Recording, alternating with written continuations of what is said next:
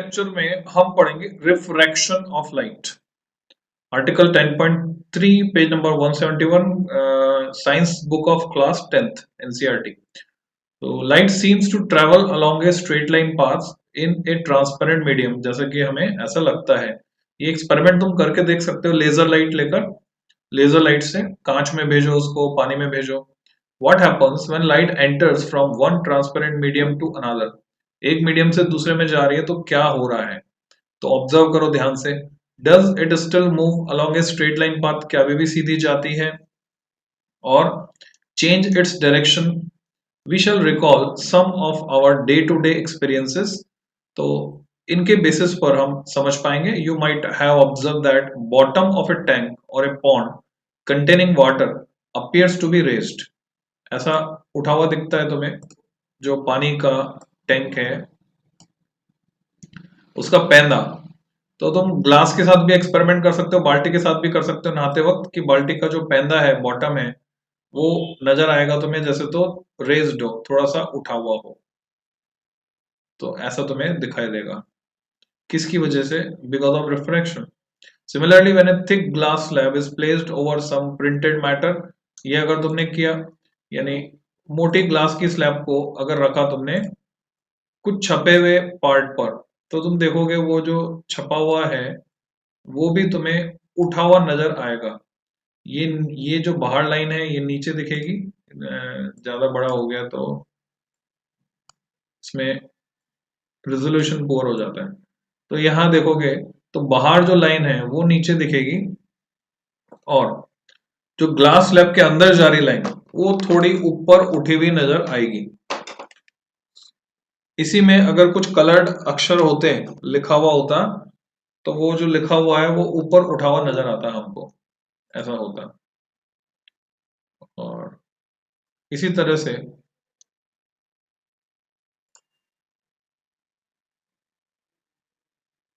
The letters appear raised when viewed through the glass slab. Why does it happen? ऐसा क्यों हुआ, उसका reason हमको ढूंढना है। Have you seen a pencil partly emerge in water in a glass tumbler? It appears to be displaced at the interface of air and water. तो उसको भी ध्यान से देखो, ये पेंसिल रही, तो ये किस तरह से दिखती है। ये इस इंटरफेस पे गौर करो, यहाँ इंटरफेस पे, तो ये डिस्प्लेस दिख रही है। हवा में जब है, हवा में जो हिस्सा है वो अलग दिख रहा है, पानी में जो हिस्सा है वो शिफ्टेड दिख रहा है, जबकि है पूरी की पूरी एक ही पेंसिल। सो इसका कॉज भी क्या है? रिफ्रैक्शन है। It appears to be displaced at the interface. You might have observe that a lemon kept in water in a glass tumbler appears to be bigger than its actual size when viewed from sides. How can you account for such experiences? तो नींबू भी दिखा देता हूं बच्चों में तुमको, और ये तुम घर पे खुद एक्सपेरिमेंट करके देख भी सकते हो। तो ये देखो नींबू, क्या इतना बड़ा है ये, या अपने साइज से ज्यादा बड़ा नजर आ रहा है? तो अगर इन सारी बातों से तुम सहमत हो, जैसा इस किताब में लिखा है, तो इस सवाल का जवाब तुमको देना है। What is the question? How can you account for such experiences? तो क्या जवाब है, बोलो। क्या मतलब सर? हाँ, how can you account for such experience? क्या मतलब हुआ? क्या मतलब हुआ? अभी तुम नींद में हो। इतने सारे जो एक्सपीरियंस तुमने किया है, इतना जो अनुभव, मतलब ये देखा है सब, क्या क्या देखा तुमने? पेंसिल देखा, पेंसिल को देखा तुमने, पेंदे को उठा हुआ देखा जिसमें पानी भरा हुआ है उस स्विमिंग पूल के, तुमने नींबू को देखा जो बड़ा दिख रहा है, ग्लास स्लैब के नीचे लिखे हुए अक्षरों को देखा, ऊपर उठे हुए दिखते हैं। How can you account? इसका कारण बताना होगा तुमको फॉर सच एक्सपीरियंस। ऐसा क्यों है? What may be the reason? क्या कारण है? लाइट बेंड हो रही है। अच्छा, वो रेयर से डेंसर मीडियम में जा रहा है। अच्छा, तो क्या हुआ? रेयर से डेंसर में जा रहा है तो व्हाट? उसकी लाइट बेंड हो रही है, इसलिए उसकी इमेज भी थोड़ी सी बेंड दिखाई देती है। अच्छा, क्या लाइट हमेशा बेंड होगी जब भी मीडियम चेंज होगा? हाँ। जब तक उसमें डिफरेंस आएगा रिफ्रैक्टिव इंडेक्स। ओके, तो अपने इमेजिनेशन के बेसिस पे बताना, चाहो तो बाद में एक्सपेरिमेंट कर लेना। Here is a beaker filled with water और मेरे पास है लेजर लाइट। तो मेरे पास लेजर लाइट है और उसमें मैंने जब बटन दबाया तो उससे रेड कलर की लेजर निकल के गई। मैंने बिल्कुल स्ट्रेट रखा हुआ है उसको, तो ये सीधी जाएगी या बैंड हो जाएगी? सीधी जाएगी। इसका मतलब हमेशा बैंड नहीं होती। Okay, you got it. हमेशा बैंड नहीं होती बच्चों। हाँ, अगर इंक्लाइन भेजेंगे विथ सर्टेन इंक्लाइनेशन, मान लो मैंने लेजर लाइट को ऐसे भेजा, नाउ इट गेट बैंड। ये डेंसर मीडियम में जाने पर नॉर्मल के पास आएगी, it will bend like this, यानी this angle will be larger and this angle will be smaller. It is called angle of incidence I and it is called angle of refraction R. और I जो है वो बड़ा होगा, are छोटा होगा अगर ये मीडियम डेंसर है, क्योंकि मीडियम की डेंसिटी की वजह से स्पीड कम हो जाती है। तो मेन रीजन है स्पीड कम होना। पर अगर 90 डिग्री पर आ रही है तो स्पीड कम होने से बैंडिंग नहीं आएगी। इसको तुम एक्सपीरियंस कर सकते हो। अगर लॉन मूवर समझते हो, लॉन मूवर क्या होता है समझते हो? क्या होता है लॉन मूवर? हाँ, क्या होता है? घास काटने में काम आता है। हाँ, वेरी गुड, घास काटने में काम आता है। तो लॉन मूवर अगर तुम देखो, इसको अगर हम पक्के फर्श से सीधा सीधा ले जाएं, तब दोनों पहिए एक साथ जाएंगे घास में, या घास से पक्के फर्श पे ले जाएं। घास डेंसर मीडियम, पक्का फर्श रेयर मीडियम, ऐसा हम कह सकते हैं। तो अगर हम इसको सीधा सीधा चलाएं बिल्कुल 90 डिग्री पर, तो दोनों पहियों की स्पीड एक साथ चेंज होगी, तो मुड़ेगा नहीं, सीधा सीधा घास से पक्के फर्श पे जाएगा, पक्के फर्श से घास पे आएगा। पर अगर तुम इसको तिरछा ले जा रहे हो तो एक पहिया पहले जाएगा पक्के फर्श पर, वो फास्ट हो जाएगा, दूसरा पहिया अभी भी घास में है, वो स्लो रहेगा इंक्लाइनेशन के साथ ले जाओगे तो। और उसका इम्पैक्ट क्या होना है? उसका इम्पैक्ट ये होना है कि एक पहिया स्लो हो गया, एक पहिया फास्ट हो गया, तो ये बैंड हो जाएगा, मुड़ जाएगा। तो इस तरह से हम अकाउंट कर सकते हैं बैंडिंग को। So let us consider the case of the apparent displacement of a pencil partly immersed in water. उसकी अगर हम बात करें, the light reaching you from the portion of the pencil inside water seems to come from a different direction. कैसे? ये रही pencil हमारे पास, तो इसी की हम बात कर लेते हैं। ये रही pencil,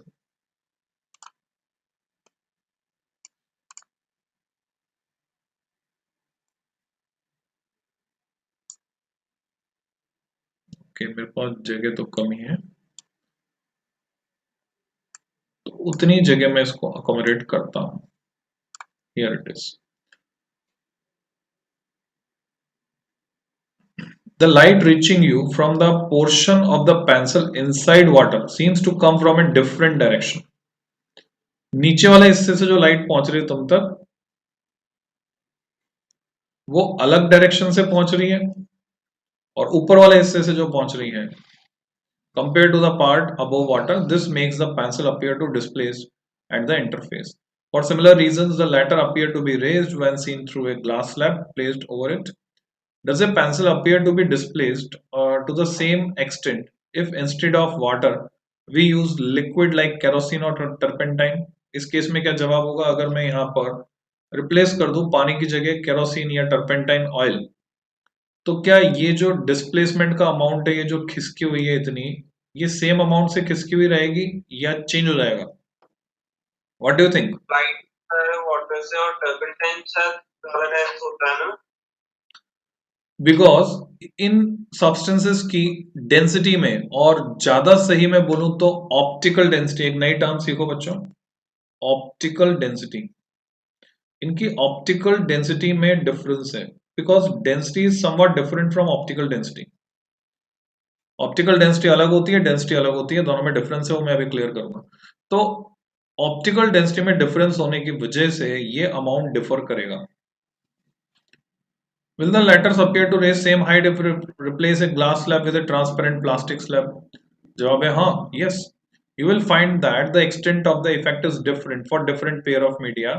These observations indicate that light does not travel in the same direction in all media. It appears that when traveling obliquely word का मतलब तिरछा, तिरछेपन के साथ, यानी जो बात हम करने जा रहे हैं वो नॉर्मल इंसिडेंस के लिए वैलिड नहीं है। अगर सीधी जा रही लाइट 90 डिग्री पर, या यूं बोले नॉर्मल से 0 डिग्री पर, तो उसके लिए वैलिड नहीं है। From one medium to another the direction of propagation of light in the second medium changes. This phenomena is known as refraction of light. Let us understand this phenomena further by doing few activities. तो उसको समझने से पहले मैं चाहता हूं कि तुम रिफ्रैक्शन की डेफिनेशन लिखो अपनी कॉपी में। So can you define refraction now? Refraction एक फिनोमेना है जिसको तुमने पूरा समझ लिया। So you must be able to define it now. क्या तुम इसकी परिभाषा लिखकर बता सकते हो? लिखकर बोल के बताओ या बोलकर लिखकर बताओ, जैसे भी। What is refraction? Refraction is the phenomena of light by which it bends when it changes its medium proportional to its optical density. सोच के देखो क्या बोला तुमने। प्रोपोर्शनल कैसे कह सकते हो तुम? You don't know whether it is, क्योंकि proportional means directly proportional, but you don't know. Optical density quantified है क्या? ऑप्टिकल डेंसिटी क्वांटिफाइड नहीं है, उसकी जरूरत भी हमें नहीं पड़ती। हाँ, रिफ्रैक्टिव इंडेक्स हम डिफाइन करते हैं, कांस्टेंट हम डिफाइन करेंगे आगे। और रिफ्रैक्शन जो है फिनोमिना ऑफ बेंडिंग है, ठीक है, फिनोमिना ऑफ बेंडिंग है। पर अगर 90 डिग्री पर इंसिडेंट है और लाइट सीधी जा रही है, तो क्या रिफ्रैक्शन हुआ मानोगे कि नहीं मानोगे? जो मैंने लेजर लाइट का एग्जांपल दिया था, will you consider it as refraction और नॉट? 0 डिग्री पे हो रहा है फिर रिफ्रैक्शन, मतलब सीधी जा रही है, ऑब्लिक्विटी नहीं है, तो तुम इसको रिफ्रैक्शन मानोगे या नहीं मानोगे? हाँ, और अगर रिफ्रैक्शन मानोगे तो डेफिनेशन में हमें इस पर्टिकुलर केस को भी शामिल करना होगा। सो बेसिकली स्टार्टिंग तो यही होगी, इट इज द फिनोमेना, ये एक घटना है, इट इज द फिनोमेना। अब उसमें क्या होता है?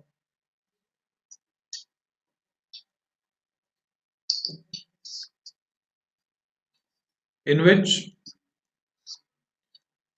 अगर देखा जाए, ये विच का शॉर्ट फॉर्म है, सी अंडरलाइन, इन विच देखा जाए तो स्पीड चेंज हो रही है लाइट की, और उसकी वजह से लाइट की स्पीड में चेंज होने की वजह से पाथ चेंज हो भी सकता है अगर वो ऑब्लिकली इंसिडेंट है, और पाथ चेंज नहीं भी हो सकता अगर वो नॉर्मली इंसिडेंट है। समझ रहे हो बात को? It is the phenomena in which speed of light get changed. कब?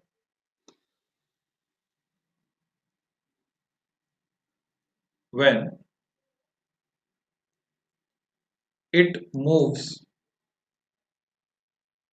बच्चों किताब में नहीं मिलेगी वाली डेफिनेशन तो। It moves from one medium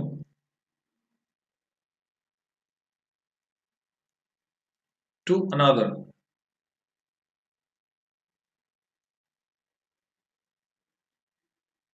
also, इसमें हम ऐड करेंगे आल्सो इट्स पाथ में चेंज, हो सकता है बदले।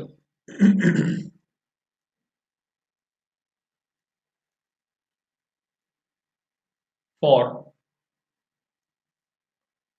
ऑब्लिक इंसिडेंस,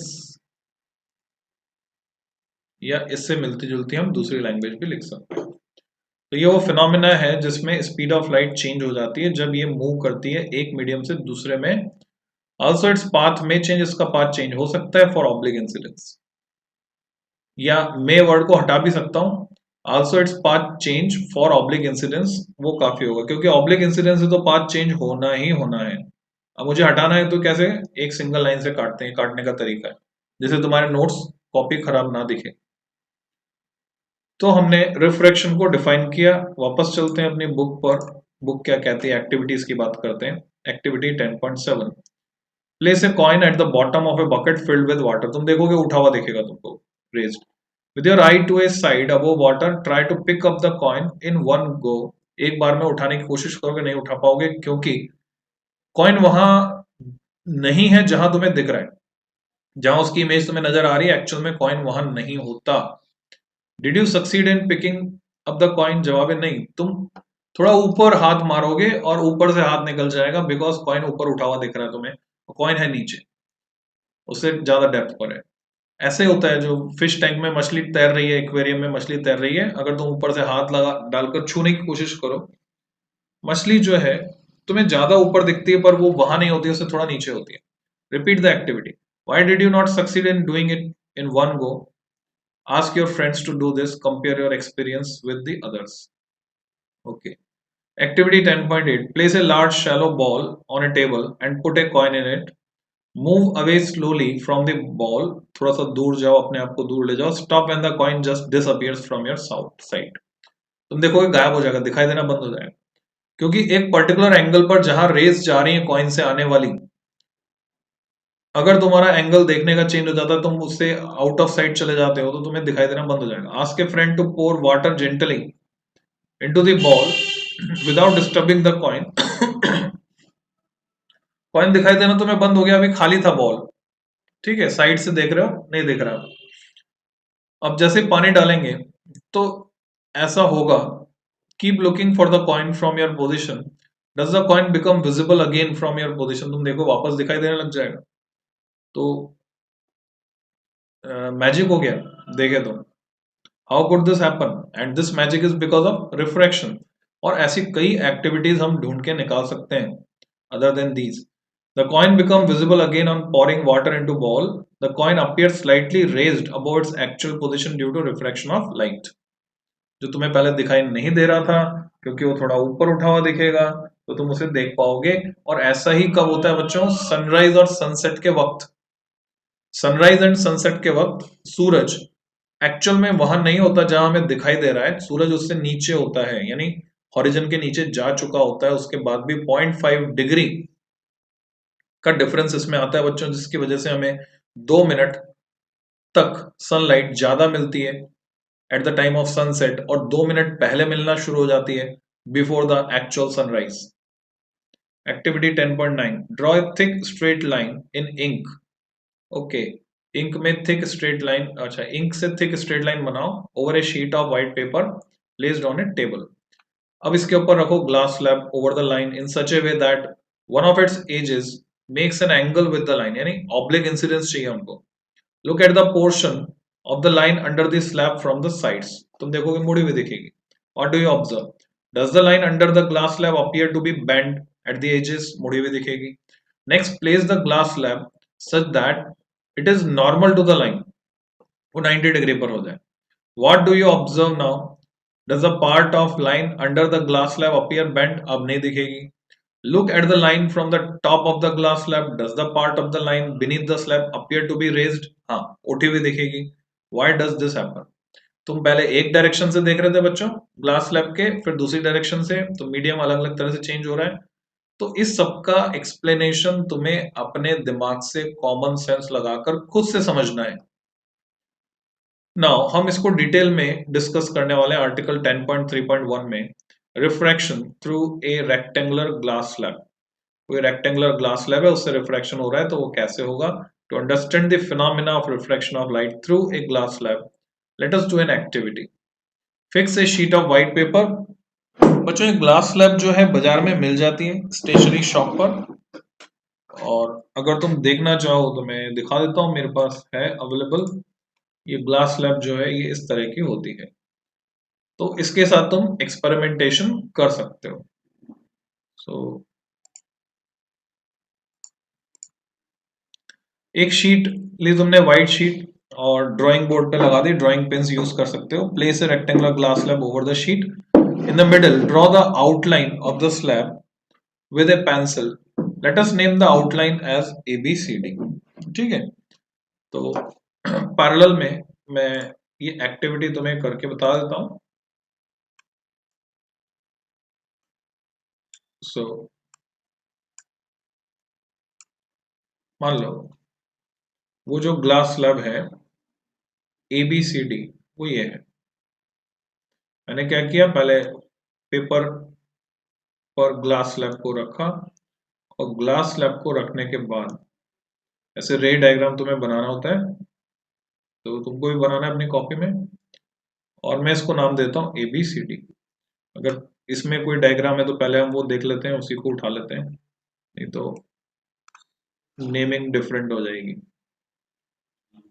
लॉजिकल सीक्वेंस में कैसे बनेगा मैं वो सिखा देता हूँ तुमको। तो मैं इसी डायग्राम को उठाने जा रहा हूँ बच्चों, और इसके रेफरेंस में हम बात करेंगे।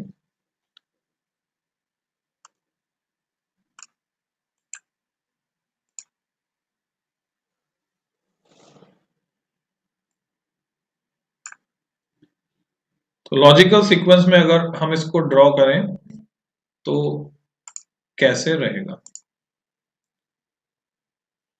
ओके,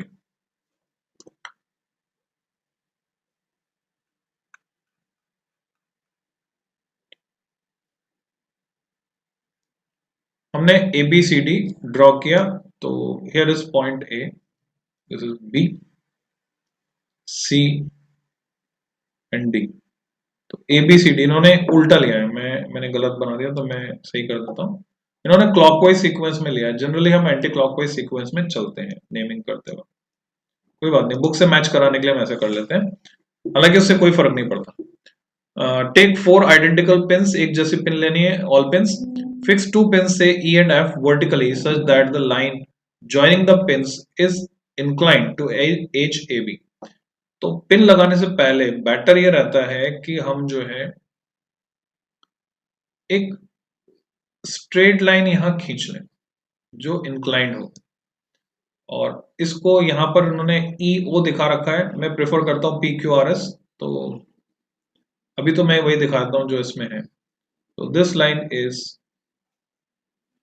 इस डायग्राम को बड़ा करके देखें हम, EO, और ये एरो बता रहा है कि रे इस तरफ आ रही है।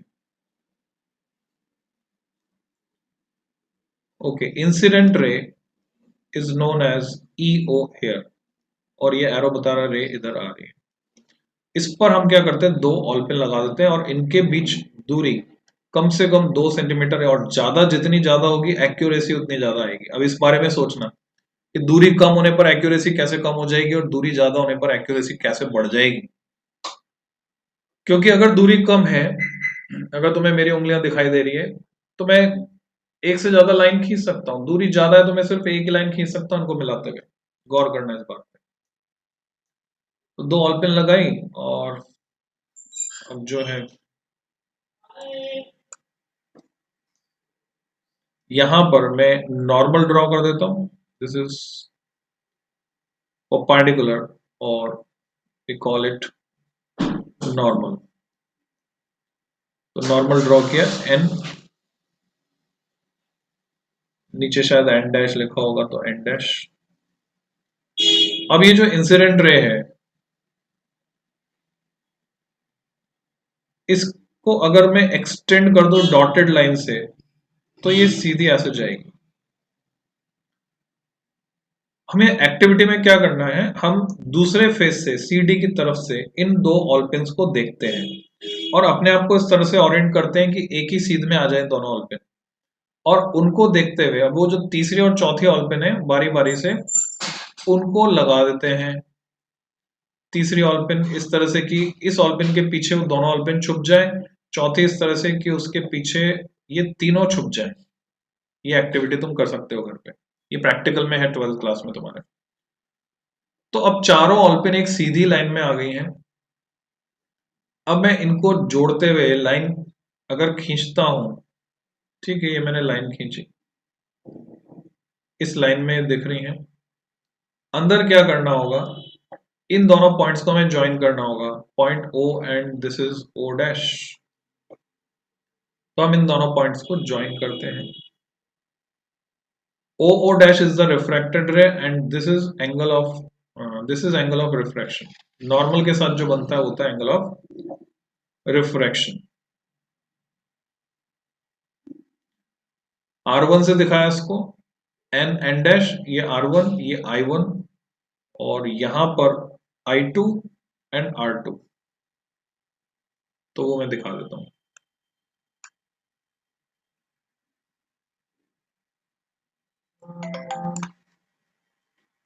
तो बच्चों ये एंगल हुआ I1,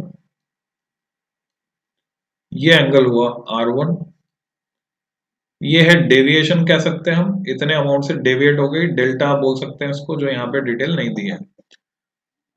और कितना शिफ्ट आया वो हम यहाँ से नॉर्मल खींच के नाप सकते हैं, रे अपने रास्ते से कितना विचलित हो गई, कितना शिफ्ट हो गई। और इस पॉइंट पे भी अगर मैं नॉर्मल ड्रॉ करता हूं O डैश पर, ये मैंने नॉर्मल खींचा, तो ये है एंगल ऑफ इमर्जेंस जिसको मैंने R2 से दिखाया, और ये है यहाँ पर एंगल ऑफ इंसिडेंस जिसको I2 से दिखाया। तो इस तरह से आपको ये रे डायग्राम बनाना है, और इसको डायरेक्टली हम डिस्कस कर लेते हैं जो एक्चुअल में बना हुआ है। ये तो लॉजिकल सीक्वेंस मैंने समझाया रे डायग्राम का।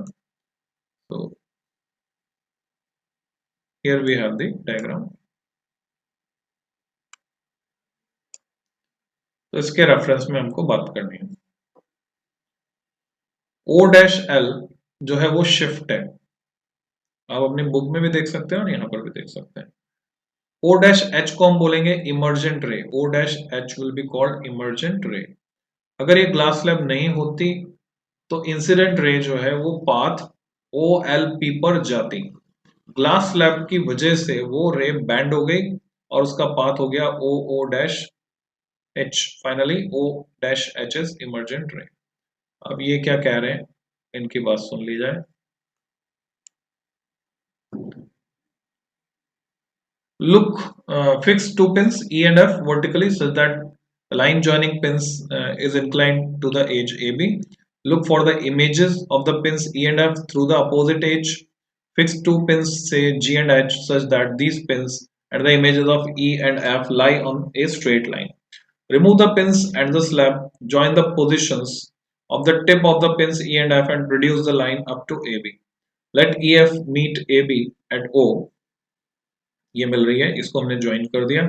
Similarly join the positions of tips of the pins G and H and produce it up to ACD, वो भी हमने कर दिया, इसको जोड़ दिया, यहाँ O डैश पर पहुंचा दिया। HG meet CD at O dash, join O and O dash, also produce EF up to P, P तक उसको बढ़ा दिया हमने पुरानी वाली EF को, as shown by dotted line. In this activity you will notice the light ray has changed its direction. कहां पर, पहली बार O पर जब ये एंटर कर रही है, दूसरी बार O डैश पर। तो ये देख रहे हो तुम, थोड़ा सा मुड़ रही है, स्ट्रेट नहीं रही। Note that both the points O and O dash lie on surfaces separating two transparent media. ऊपर हवा है, फिर ये ग्लास है, फिर वापस हवा है। Draw a perpendicular NN dash to AB at O and another perpendicular MM dash to CD. ये हमने दो perpendicular draw किए। The light ray at point O entered from a rarer medium to denser medium, that is from air to glass. Note that the light ray has bent towards the normal at O dash, यहाँ पर normal की तरफ आई है, and the light ray has entered from glass to air, जब जा रही है हवा में, that is from denser to rarer medium, वहां फिर ये O dash से दूर जा रही है, ठीक है। यहाँ नॉर्मल से दूर जा रही है ओ डैश एम डैश से, और यहाँ ओ एन डैश के पास आ रही। तो जब रेयर टू डेंसर जाएगी नॉर्मल के पास आएगी, डेंसर टू रेयर जाएगी नॉर्मल से दूर हटेगी। In figure 10.10, a ray EO is obliquely incident on surface AB called incident ray. O dash is the refracted ray. ये सब हम पहचान सकते हैं। And O dash H is the emergent ray.